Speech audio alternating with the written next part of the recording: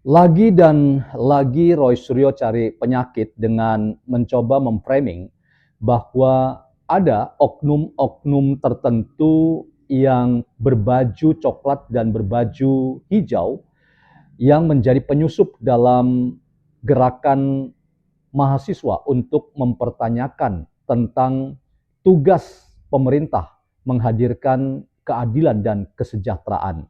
Apa yang saya katakan sebagai demo yang belum lama ini terjadi di Jakarta untuk menyuarakan aspirasi rakyat serta memperlihatkan hati nurani rakyat untuk mempertanyakan apa saja yang dianggap itu sebagai celah dari kekurangan pemerintah sebagai amanah melaksanakan amanat penderitaan rakyat untuk memastikan agar keadilan dan kesejahteraan itu menjadi tugas yang tidak diabaikan. Apa yang dikatakan oleh Roy Suryo ini menurut saya framing-framing yang kembali ya menggeser isu utama sebagai seorang tersangka dan sekaligus residivis yang pernah melakukan perbuatan pidana, maka ocehan-ocehannya yang terus-menerus berteriak-teriak dan melakukan narasi yang tidak bisa dipertanggungjawabkan karena hanya mempertontonkan kami benar, orang lain salah, dan berpotensi untuk membangun narasi penuh dengan dendam, fitnah, dan kebencian dengan mengkambing hitamkan oknum-oknum tertentu yang berbaju coklat dan sekaligus berbaju hijau itu adalah tanda bahwa memang nasib Roy Suryo itu sudah bisa kita perkirakan. Paling tidak dengan deretan banyak orang yang dilukai hati,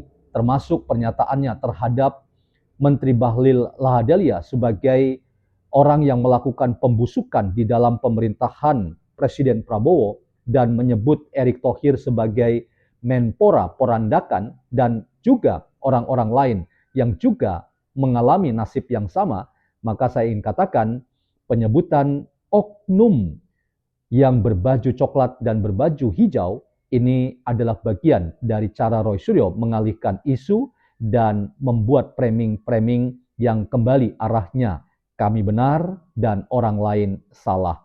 Kali ini teman-teman kita akan membahas apa yang dikatakan oleh Roy Suryo bahwa ada penyusup yang ia katakan sebagai berbaju coklat dan hijau yang saya ingin lakukan kontra narasi dengan mengatakan bahwa penyusup atau penumpang gelap itu ternyata Roy Suryo sendiri.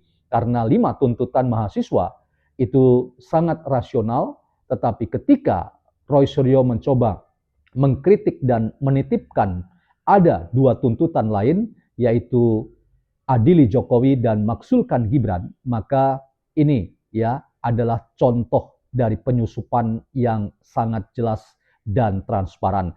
Jadi teman-teman, kita akan bincang ini. Selamat datang dalam channel YouTuber NKRI, sebuah perspektif filsafat dalam membaca fenomena sosial, politik, dan demokrasi di tanah air kita tanpa berpretensi untuk menggiring opini kita mempercayai pandangan-pandangan dalam channel ini. Sekali lagi teman-teman, terima kasih atas perhatian dan supportnya, serta mari kita bersama jaga kewarasan publik agar kita tidak mudah terprovokasi dan kemudian diupayakan untuk jatuh oleh karena narasi-narasi yang penuh dendam, fitnah, dan kebencian yang kita makan bulat-bulat dan kita anggap itu kebenaran satu-satunya. Teman-teman, kita akan dengar apa yang dikatakan oleh Roy Suryo. Inilah ya bukti dari penyusupan yang ia sendiri sebetulnya lakukan, menyusup dan ingin ya membuat gaduh upaya untuk memberi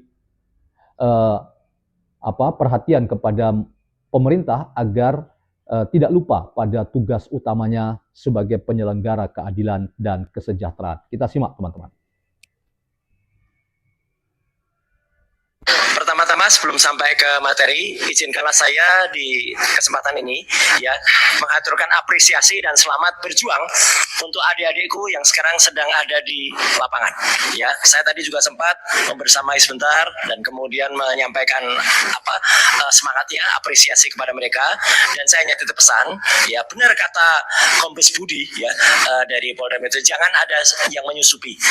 Jadi kalian jangan disusupi, tapi juga mohon aparat juga humanis ya, tidak kemudian menganggap bahwa ini adalah musuh, sama sekali tidak. Ini adalah sesama warga bangsa, sesama rakyat Indonesia. Dan saya sudah lihat selain seragam coklat, ada juga seragam hijau di sana. Mohon hati-hati ya, karena ini sebenarnya adalah masalah internal ya dalam negeri, bukan dengan luar. Jadi saya yang pernah bertugas di Komisi 1 ya, tupoksi dari baju hijau sebenarnya bukan untuk itu. Tapi ya saya moga-moga mereka hanya dibegaokan saja dan hanya menjaga. Kita semuanya sama. Nah, termasuk jangan disusup itu artinya apa? Ya, jangan sampai mereka disusupi oleh hal-hal yang membuat kondisi yang seperti mereka yang teriakkan, yaitu Indonesia bangkrut. Ya, gitu. Karena apa? Ada 5 tuntutan. 5 tuntutannya yang pertama adalah stop pemborosan APBN, oke. Turunkan harga kebutuhan pokok dan BO, oke. Tapi kemudian ada hal yang lain. Nah, saya justru menyisipkan tadi, ya. Jangan lupa kita juga pernah punya tuntutan yang lain, yaitu adili Jokowi dan turunkan FUFAFA atau maksulkan FUFAFA. Itu jangan lupa, ya, itu justru yang krusial. Ya, jadi jangan kemudian malah berbelok kemana-mana. Sekali lagi selamat berjuang. Saya tadi juga menggunakan kostum kuning, ya, bukan berarti saya anggota atau alumni UI, bukan. Saya nggak pernah ngaku-ngaku, apalagi ngaku punya ijazah padahal palsu. Enggak. Saya adalah anggota dari UI Watch Plus Plus. Jadi kumpulan teman-teman ada Pak TB, Taufik Baudin di sana, ada kemudian Pak Heru, dan juga kita saling membersamai adik-adik kita untuk berjuang. Saya tetap alumni UGM dan saya bangga dengan UGM, tapi saya tidak bangga kalau UGM membela yang bukan mahasiswa yang berijazah palsu.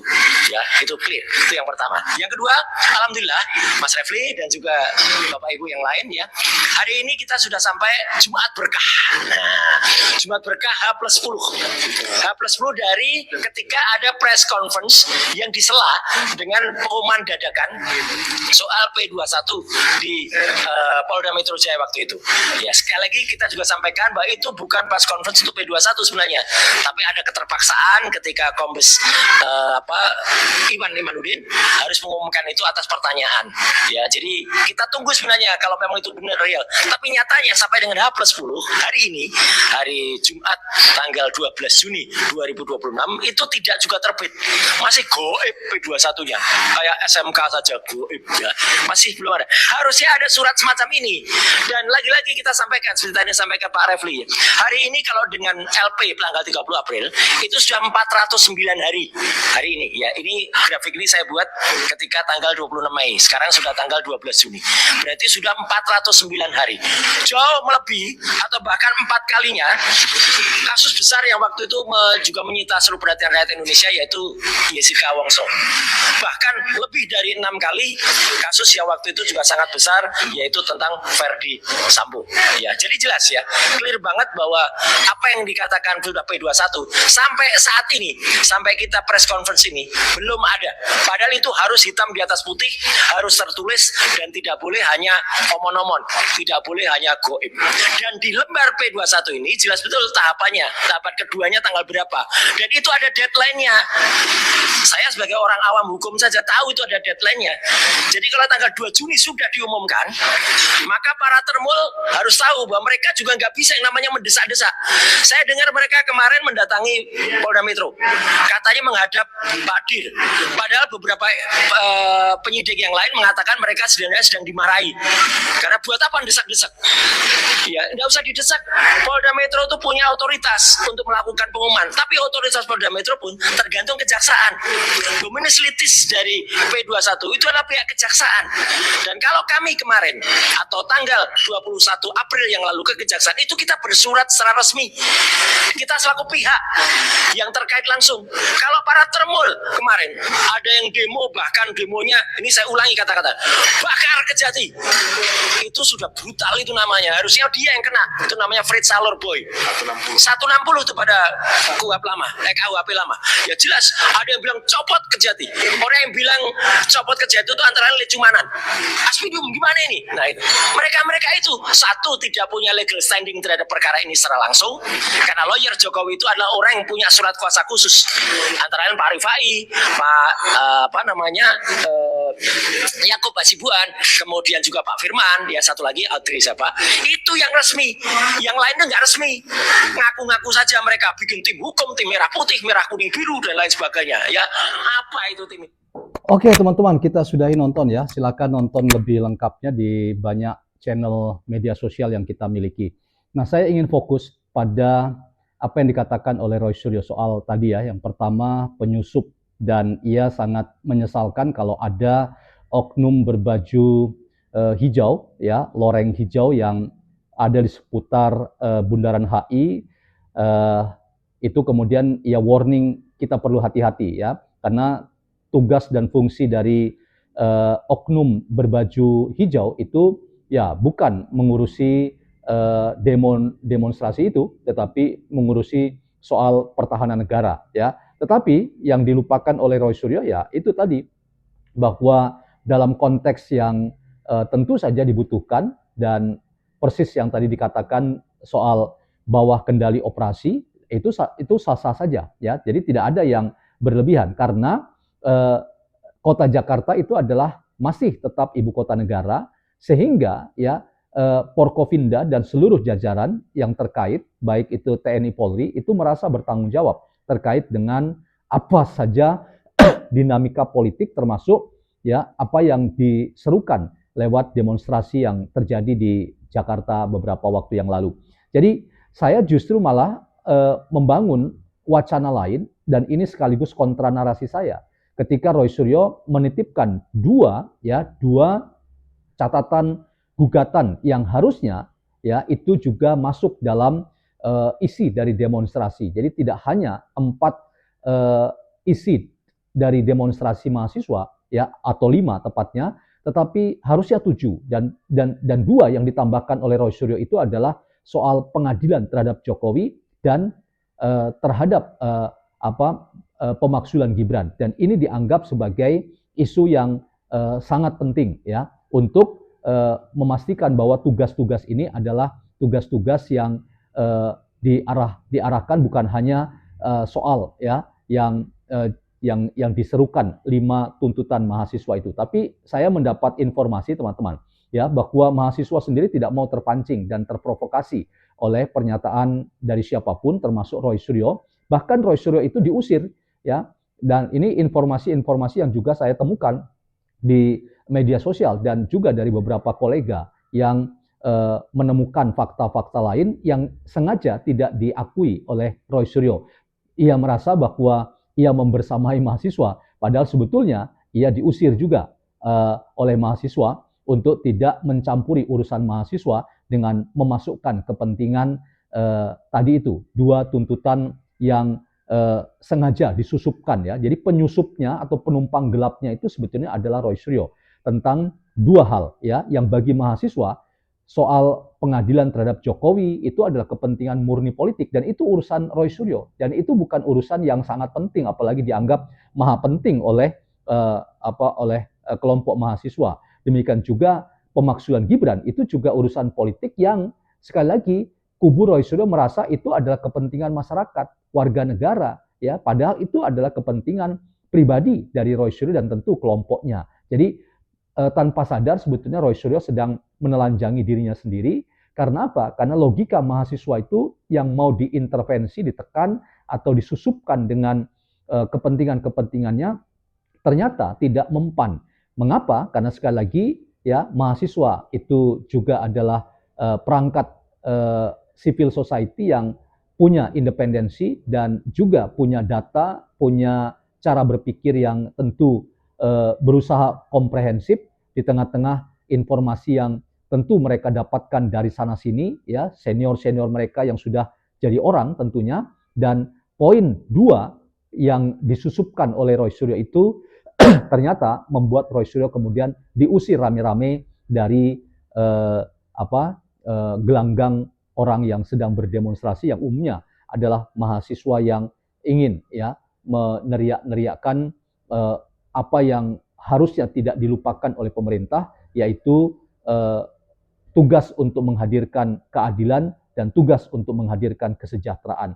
Jadi teman-teman, kembali ke isu yang saya katakan tadi, ya, untuk kita pahami bersama bahwa terkait dengan apa yang disampaikan oleh Roy Suryo ya tentang kecurigaannya ada penyusup yang ingin ya mengacaukan demonstrasi itu, maka saya pastikan pengacau itu salah satunya adalah Roy Suryo dengan menitipkan dua tuntutan, tetapi kemudian dicueki oleh mahasiswa. Bahkan informasi yang saya dapatkan dari beberapa ya teman-teman yang ada di sekitar Bundaran HI yang ikut berdemonstrasi, itu juga ternyata Roy Suryo ya menelan pil pahit, ya diusir ya agar tidak mencampuri urusan mahasiswa dan tidak peduli dengan tuntutan Roy Suryo terkait dengan ijazah Pak Jokowi.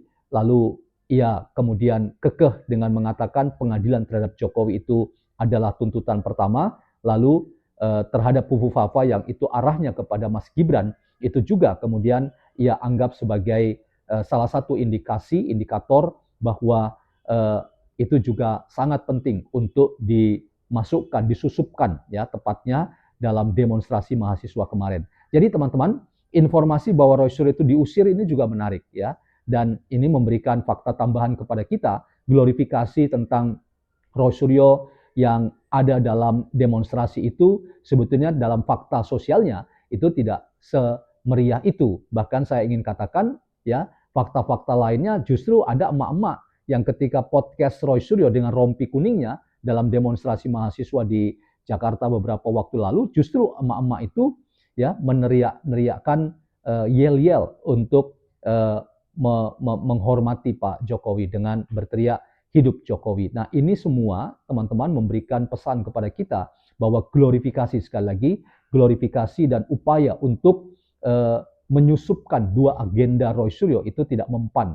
Mahasiswa kita cukup independen dan menunjukkan ya kemandirian dalam bersikap dan tidak mau ya dikooptasi atau ditunggangi dengan kepentingan-kepentingan politik yang sudah kita tahu itu tidak pernah mewakili kepentingan mayoritas atau rakyat Indonesia. Jadi mengatasnamakan rakyat ini juga hati-hati teman-teman. Karena ya itu kebiasaan Roy Suryo, merasa bahwa apa yang ia perjuangkan memburu ijazah Pak Jokowi itu dianggap sebagai perjuangan ya untuk mewakili kepentingan rakyat. Padahal kita semua sudah tahu itu bukan lagi kepentingan rakyat, tetapi kepentingan Roy Suryo sendiri. Dan kekalahan ya yang tidak diakui, yang katanya akan memperbaiki tuntutan ya di Mahkamah Konstitusi, itu sudah memberikan gambaran bahwa apa yang mereka alibikan ya melalui kuasa hukumnya Refli Harun bahwa Roy Suryo, Rismond dan Tipa pada waktu itu adalah akademisi, kemudian aktivis, orang yang sedang memperjuangkan kebenaran, itu semua tidak terbukti. Mengapa? Karena sekali lagi teman-teman, yang justru terlihat misalnya Saldi Isra sebagai salah satu hakim MK menengarai bahwa kepentingan yang dimunculkan itu adalah kepentingan pribadi atau kelompok minimal. Jadi apa yang menjadi poin kritikal mengapa gugatan ke Mahkamah Konstitusi itu akan ditanggapi atau akan ditindaklanjuti oleh MK itu biasanya karena kasus yang diangkat sebagai gugatan itu mewakili kepentingan umum dan itu tidak terbukti. Termasuk juga mengapa selama sekian bulan ya bahkan sudah sampai 4 bulan surat dari Troya ya Tipa dan Roy bersama dengan advokat itu tidak diindahkan oleh Komisi 3 DPR RI, itu menjadi tanda ya, menjadi simbol bahwa Habibur Rahman khususnya Ketua Komisi 3 dan anggota yang lain itu tidak merasa bahwa persoalan ijazah Pak Jokowi itu menjadi persoalan yang bersifat umum ya. Artinya tidak ada poin kritikal untuk mempersoalkan ijazah Pak Jokowi itu dari orang-orang yang hanya mengumbar dendam, fitnah dan kebencian terhadap Pak Jokowi. Dan itu menurut saya makin membuktikan bahwa upaya untuk memframing kasus ini menjadi kasus umum itu sama sekali tidak terbukti. Dan ya Roy Suryo adalah penyusup yang sebenarnya dalam konteks ya menyusupkan dua tuntutan tetapi dicueki bahkan diusir dari area ya orang yang sedang menyampaikan aspirasi hati nurani rakyat untuk menuntut agar pemerintah tidak lupa pada tugas dan fungsinya untuk menyelenggarakan keadilan dan kesejahteraan. Nah, kembali teman-teman ke poin yang saya katakan tadi, upaya Roy Suryo untuk mengglorifikasi ya demonstrasi mahasiswa itu menurut saya gagal total karena mahasiswa kita akhirnya menunjukkan ya eksistensi sebagai mahasiswa yang sangat mandiri, tidak terkooptasi oleh kepentingan apapun dan malah ya Roy Suryo lah sebagai penyusup dan akhirnya ia mendapatkan ya apa yang menjadi kenyataan yang mungkin tidak pernah ia bayangkan, diusir rame-rame karena dianggap menyusupkan dua agenda yang tidak penting bagi mahasiswa, yaitu adili Jokowi dan maksulkan Gibran. Teman-teman, ini catatan saya, semoga ada manfaatnya dan salam hormat YouTuber NKRI.